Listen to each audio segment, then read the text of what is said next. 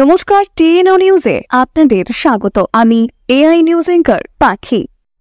আবারও চোর বাবাজির হানা।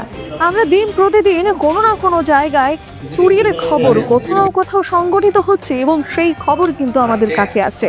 তবে আবারও এমন একটি ঘটনা আমাদের সামনে তুলে ধরেছেন ধর্মনগর থানার পুলিশ।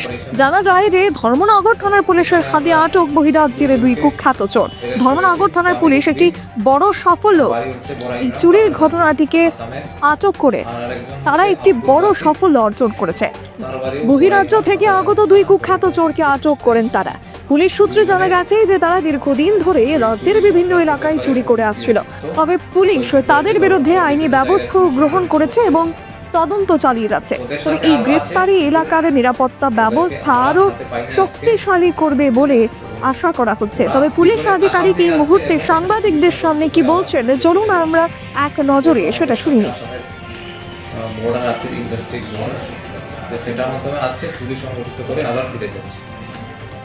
তাদের কাছ থেকে কি সামগ্রী উদ্ধার হয়েছে স্যার?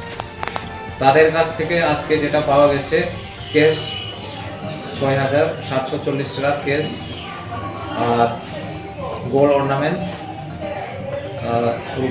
সিলভার অর্নামেন্টস আর দুটো মোবাইল পাওয়া গেছে। স্যার, আজকেও তো একটা চুরি হয়েছিল দুপুরবেলা এরপরে কি সাফল্য?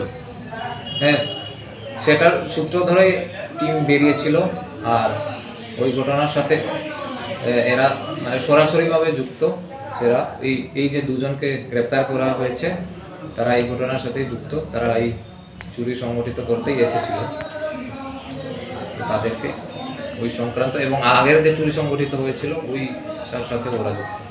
আচ্ছা, এখনকার মতো সংবাদ এ পর্যন্তই। পরবর্তী নিউজ ও আপডেটস দেখার জন্য অবশ্যই চোখ রাখুন টিএনও নিউজের পর্দায়।